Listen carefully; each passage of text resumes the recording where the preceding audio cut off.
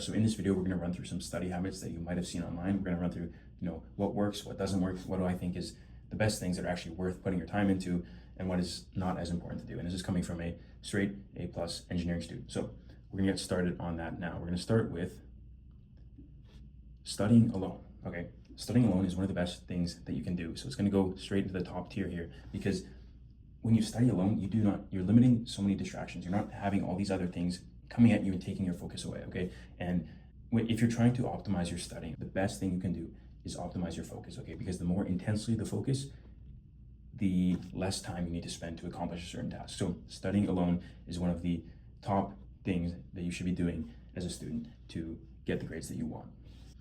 Next thing we have is studying 24/7. So that's putting all your time into studying and not going to the gym, not looking after your health, not, taking care of the other aspects. And you're just saying, hey, I'm going to put all my time into studying. Okay.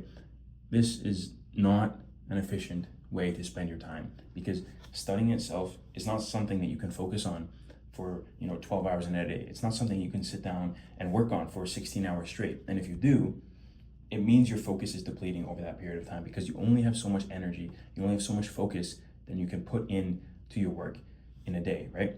And if you are studying for extended periods of time, if you're saying you're going to sit down and study for 16 hours, or you're going to sit down and study for 12 hours, that means that at some point your focus is depleting, and it's not going to be as valuable as, studying for a more, a shorter, more intense period of time.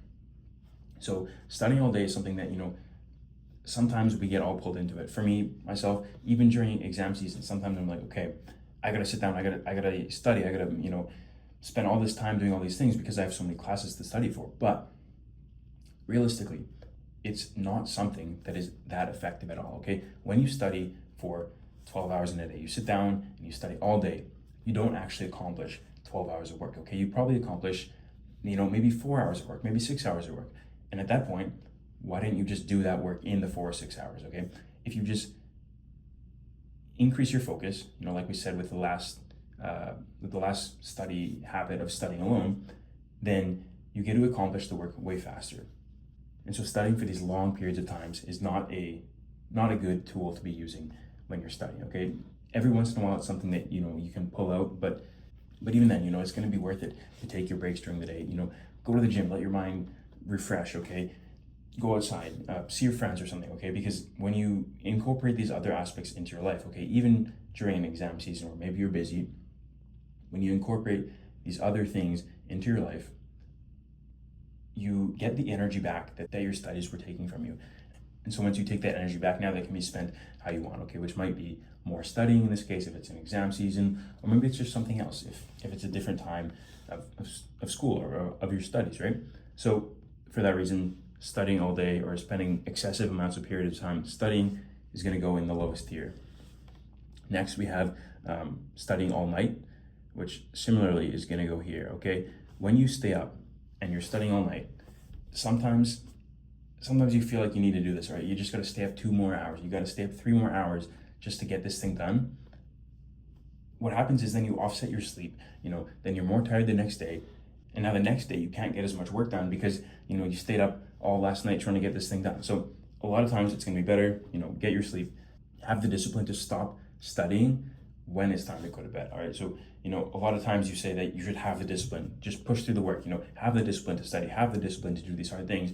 In this case, it's actually, have the discipline to go to sleep, to stop doing the task, because in doing so, you're going to set yourself up for a better day tomorrow. And that means you can accomplish more. Okay. You're sacrificing, you're saying, I'm going to get a little bit less done today, meaning I'm going to get a little bit more done tomorrow and a little bit more done the next day. Okay. And as you carry this through, you end up getting more done than the alternative of if you were, to stay up for the extra 3 hours. Now you're sleep deprived and you don't accomplish anything the next day. So for that reason, we got studying in the night, staying up to be in the D tier as well. Next, we got taking notes, or like studying your notes. Studying your notes or even taking excess notes is not really something that's going to be too valuable, depending on what you're studying. Okay, if you're studying microbiome or chemistry or something, your notes are obviously going to be a more valuable thing, because you need to memorize and recall certain things. Okay, but if you're in something like engineering or physics, all right, these things don't require you to have this this ability to recall, okay? Engineering and other disciplines like that, it's more so the ability to, problem solve your way through certain problems, right? And so that doesn't come from, recalling your notes or reading your notes, or even let's say you're in, biology or some memorization based class. You still don't gain knowledge from rereading your notes or having the perfect notes. You get it from recall, right? So that's going to be from memory cards in those classes, or it's going to be practice problems in your physics, your math, your engineering, right? So in either cases, right, reading your notes, reading the textbook, even writing really good notes isn't that valuable. All right, there's plenty of classes where I go to where I just don't take notes, okay? And if I do take notes in certain classes, it's fairly minimal. It's just enough to get the ideas on the paper so that when I go back, I can kind of recall and I can kind of figure it out again on my own. So taking notes is good, right? But don't waste all of your energy on it. And definitely don't waste all your energy going back over them and highlighting them and making them pretty and trying to reread them to somehow recall all this knowledge magically. That's not how it works. That's my notes, going through your notes, not as important as people think. Next, we're going to do consuming studying advice or productivity tips or mindset advice, okay? All of this stuff is good. And it's good that you're spending your time, learning instead of maybe, watching some brain rot on YouTube or on Instagram, right? So this is good. But the one trap that people get into is consuming too much, all right? Is, taking all the time that you spend scrolling on social media and putting it into watching, educational content online like this. It's good. It's a step. It's a step in the right direction, and it's better.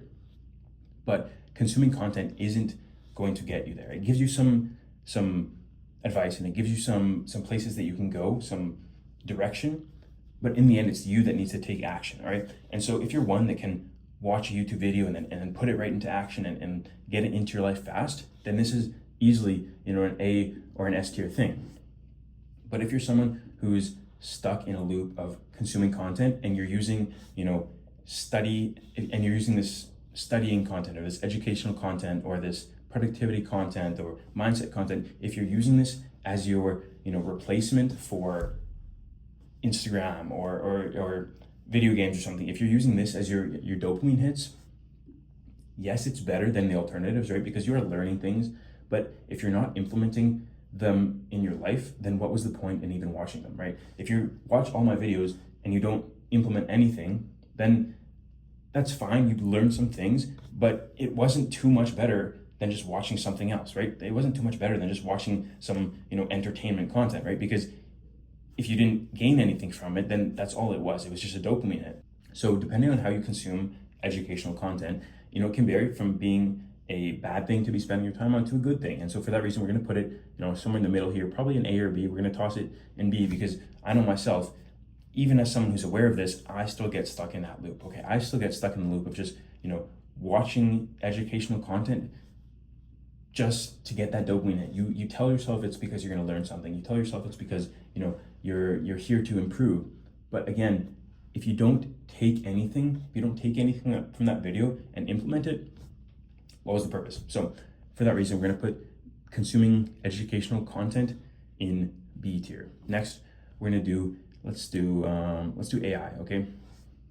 AI is a useful tool, but that's all it is. It's a useful tool, okay? And if you misuse that tool, it can do a lot more harm than it can do good. A lot of people use AI as a replacement for their studying, okay? They use AI to help them on assignments or to do certain aspects of a certain thing for them, okay? And for these things, yes, AI can help you through them, but in the end, if your goal is to learn, right? Like if your goal is to learn and get ready for the exam, then learning requires mental effort. And if the implementation of AI in your studies takes away that mental effort, that means you didn't learn. And that just means that you're going to need to learn later. And so when you're using AI as a little cheat code to help you through your next assignment or to help you through your practice problems, then you're just offloading all of your learning to exam season. And then come exam season, you're gonna be like, oh, I actually don't know this stuff. And you're going to need to relearn it. And so you're really setting yourself up for failure. So AI can be useful, but not if you're using it to, as a cheat code for your studies. Instead, you should be using it, supplementary to your studies, okay?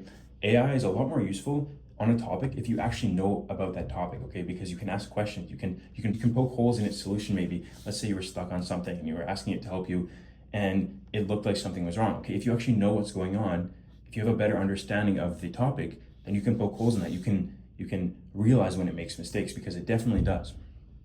And also, if you're using it more supplementary, helping you make cue cards or helping you, test you on certain things, then you're not letting it, you're not shifting the mental effort away. You're still, when you're studying, you're still having that mental effort. Your brain is still processing that information. And so you're not sacrificing the learning, okay? But how most people use AI, which is to just help them through the next assignment, help them through, their homeworks, that's not going to be effective, because that's just taking away the mental effort, and it's offloading the learning that needs to be done until later. You're just setting yourself up for a much harder time. So ChatGPT AI in C tier, but if you learn to use it right, then it's a tool and it could surely bump up. Next, we're gonna run through, let's see, waking up early and studying, okay? This is, I think, one of the best things that you can do to accomplish anything, okay? You start the day with a certain amount of energy, and as you go through the day, the energy is going to lessen and lessen and lessen and lessen, right? Because you're spending it on different things. So the prime hours to spend on the most important thing to you at this time in your life is the morning, okay? And so if right now the gym is the most important thing to you, well, maybe you want to go in the morning, okay? If right now the business or the side thing you're building is the most important thing to you, well, maybe the morning is the time you want to work on that.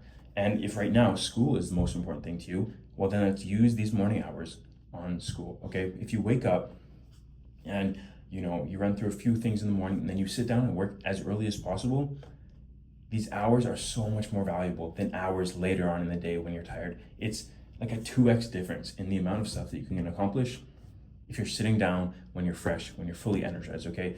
And then you don't need to deal with getting to the end of the day and being too tired or too, drained to complete the task that you set out to do, right? If you get to the end of the day and you're so tired and you've already spent your energy on everything else, of course you're going to procrastinate. Of course you're going to skip these important tasks that you set out, that you said you were going to do. But if you put those things in the morning, if you put your important things in the morning and you just check them off right away, that's when you're going to be most likely, most efficient in getting that thing done, because you have the energy, you have the focus. That's going to be the prime time to get your work done. So studying in the morning, that's going to be in the S tier. And sort of on the topic of mornings, we're going to put sleeping 8 hours right below that, because sleep, obviously, you've heard it countless times. Sleep is so important. Sleep is important for this. It's important for this. When you have good sleep, you have the energy to study in the morning, like we said here, okay?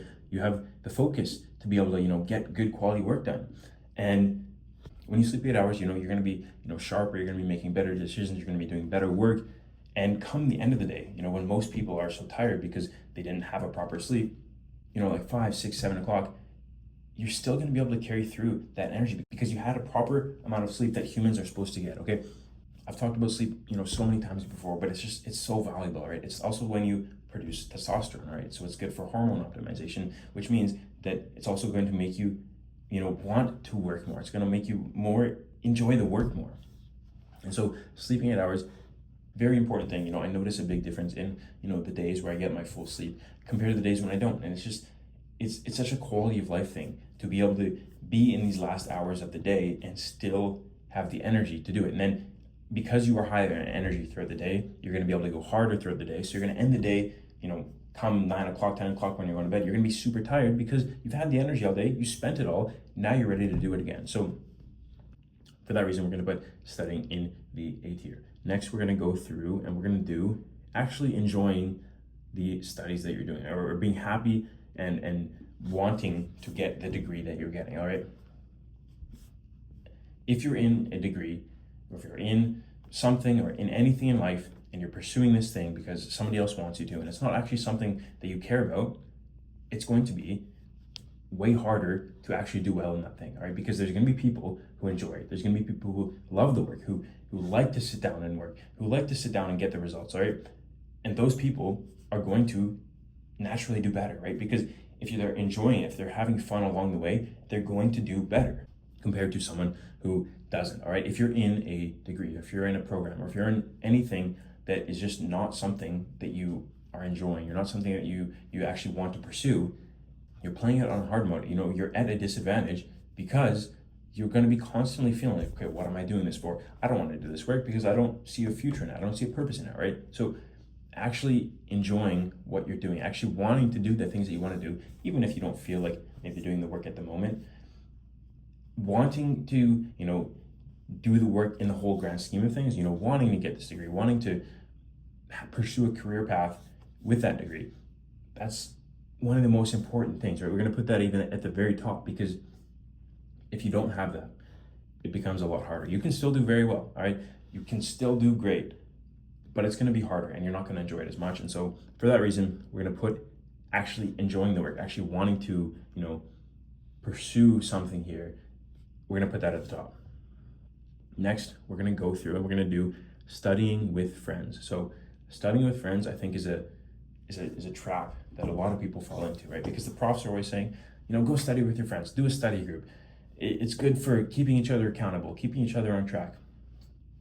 That's not what happens most of the time, though. Okay, most of the time, somebody says something, the whole group gets distracted, and you've just lost, 15 minutes of work because your focus was drawn away. Okay, I said when we were talking about studying alone, up here, this guy, that studying alone was so effective because it allows you to put your full focus on the work. It allows you to work really intensely on your studies. What studying with friends does is it takes away that ability. It adds a distraction surrounding you. Okay, there's a person there, there's a person there, there's a person there, and if one person speaks up and says something that's not to do with the studying, it's over. All right, it's over. You've just lost any value. Okay, if you have a group that can actually sit down and study together, then sure, it's nice. Okay, it's nice to be around people, but in 95% of scenarios, this is not what's actually going to happen. And so what I would say is, of course you don't want to be locked away on your own all day, but what I would say is that get your studying done alone. Just sit down, get it done alone, get it done in a few hours, and then you can use that time, the extra time you have to spend with your friends, to spend, socializing, instead of trying to combine the two things. Because when you try to combine the two things, when you try to say, hey, I'm going to study, let's study together, you're going to get the worst of studying because you're not going to get much done, because your distraction's always going to get pulled away, and you're going to get the worst of socializing because you don't actually get to do something, fun, enjoyable, and memorable with the people around you, with your friends, right? You're just sitting there at a desk studying. And so you end up prolonging this study session into this big, long thing that it didn't need to be, just because you wanted to study with some friends. So I would say split them up. It's going to be a lot more effective and a lot more enjoyable too, because it's not fun sitting there and not accomplishing work, right? If you're going to work, you want to actually get the work done. And if you're going to do something with your friends, you want to actually, do something fun. So why don't we just pick one of them? Why don't we split them up, and then you get the benefits of both? Next, we're going to do studying without your phone. And so for everything we just said, you can probably predict that studying without your phone, study with it, in another room or in a cabinet or on Do Not Disturb, locked away, that's going to be in the S tier as well. And that's because everything we just said, you need to be optimizing your focus. You need to be focusing most intensely. Otherwise, you're going to be studying all day, okay? I've gone into it so much more before, but even checking your phone once, okay, it just pulls away from everything. It detracts so much from a work session. And so I'm going to leave it at that. It's essentially a mandatory thing. If you're sitting down to work, just put the phone away, okay? Put it on Do Not Disturb, lock it away, put it in another room. That's the best case scenario. It's not something that you need, all right? You might be worried, okay, what if somebody calls me? What if somebody texts me? You'll get to it in an hour. You'll get to it in a couple hours, okay? It's not gonna be the end of the world. So we're gonna put that there in the S tier. And next, let's similarly look at limiting the amount of short form content that you're consuming. So that would be like, maybe you're only going to Instagram once a week. Maybe you're only going to Instagram 10 minutes on Wednesday and 10 minutes on Friday or something. This is a very effective tool that you can use, because I have found that it increases your desire to work so much. Earlier on in the year, I was using Instagram more than I am now, and that I used to use. And I just didn't have the motivation to sit down and work. And then I said, hey, I'm gonna wane off Instagram, all right? I'm not gonna go on it at all for this week. And sure enough, as the days went by, my motivation to work went up and up and up. And it's because you're not constantly pulling yourself, you're not allowing yourself to be constantly pulled to short form content. You're not constantly training your brain to desire, to need short form content. You're not, you don't always need these things. And so the less your brain wants to, get that dopamine hit that comes from short form content, that dopamine hit that comes from your Instagram reel, all right? The less that happens, the more you're gonna actually wanna work, all right? Because the work is obviously a less stimulating task than social media. It's a less stimulating task than Instagram reels. And so if you cut that out from your life, if you cut out the Instagram reels, or you heavily mitigate them, or you heavily mitigate whatever else you're consuming, then everything else just becomes that much more enjoyable. You want to do everything else that much more because you're not so accustomed to being constantly stimulated by short form content. And so for that reason, we're going to put short form content, mitigating it in the A tier, because I think it's a very important thing. It's a very useful thing that you should at least try. Just at least try it. Okay, cut it out for a week. I know it's going to be uncomfortable, but there's obviously discomfort in your life now if you're watching this video. If you're obviously not happy, or you're looking for ways to improve in your studying, in your studying, or in your student life, right? So there's obviously some element of discomfort. So for 1 week, let's just trade that discomfort for the discomfort that would come from not going on Instagram, okay? Or not going on the other social medias that you have. Just trade that for 1 week and see how you feel. It's going to make a big difference in your motivation. It's going to make a big difference in your desire to work.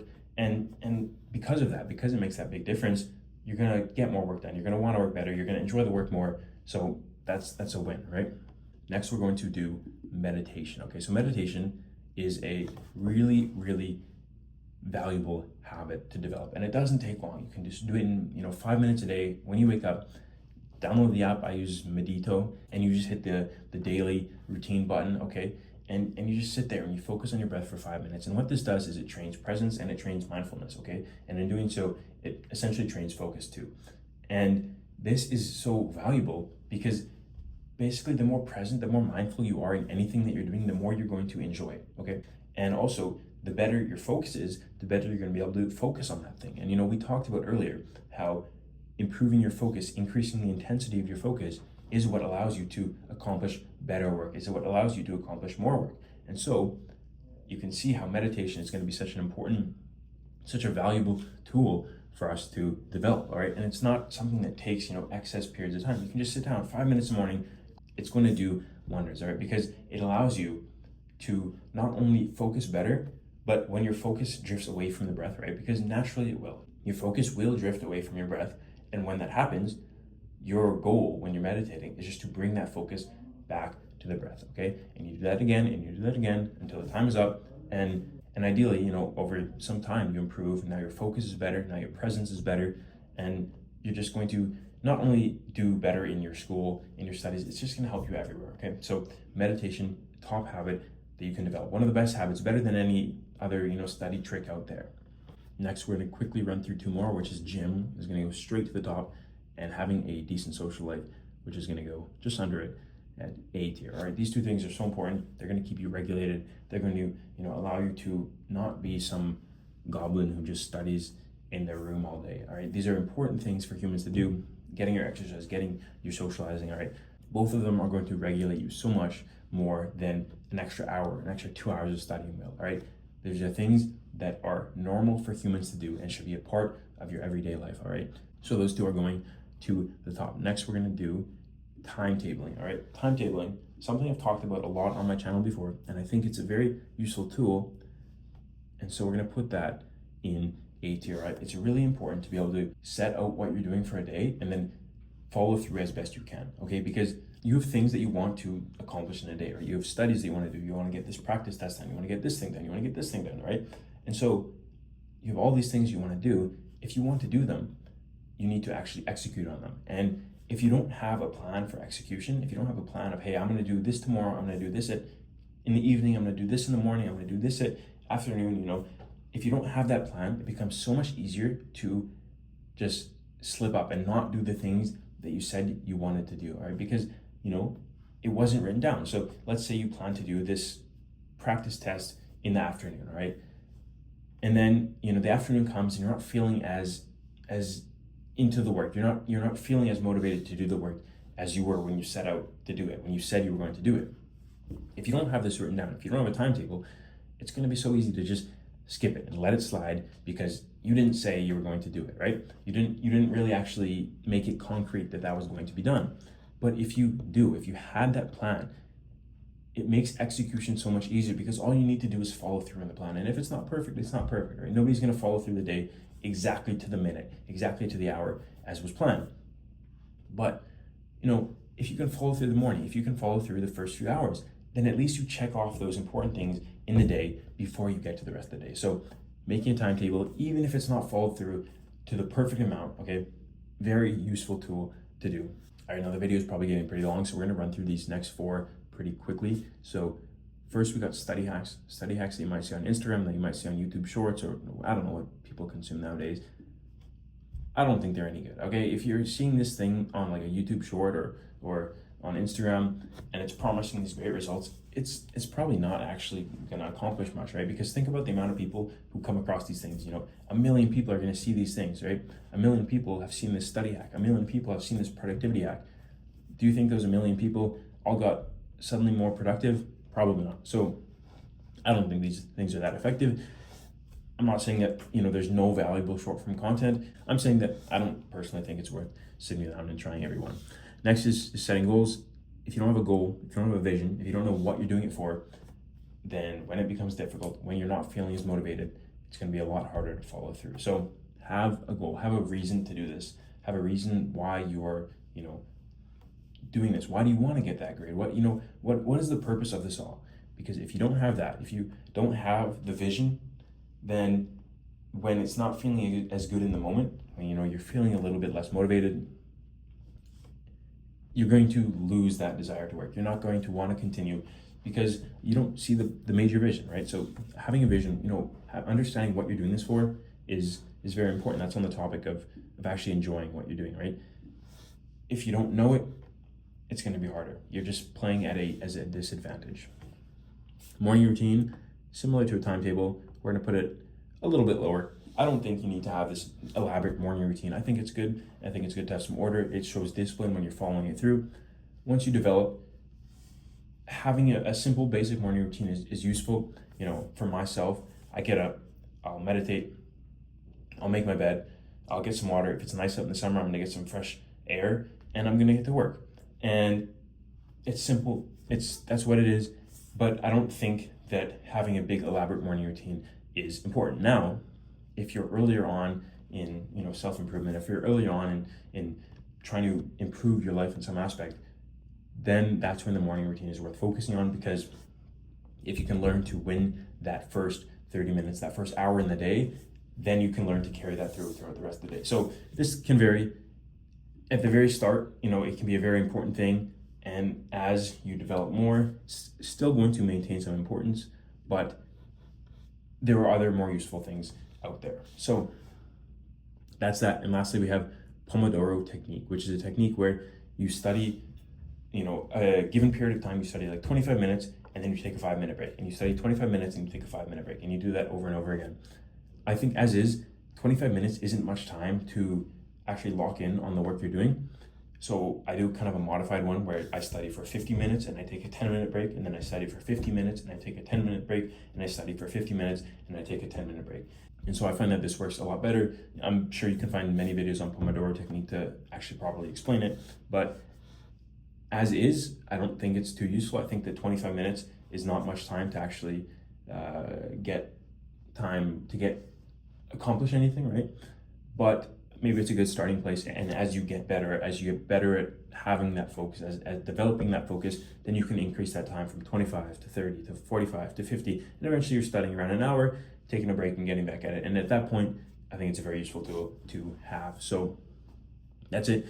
I've tried to go through most of the studying habits that I could think of, and those are them ranked. I would say most important one would probably be actually enjoying what you're studying. And then in terms of more methods or techniques would be waking up and studying right away. So those two, big important things. Everything else you can see laid out, and that's going to be it. So thank you for watching this, and I hope this has helped you.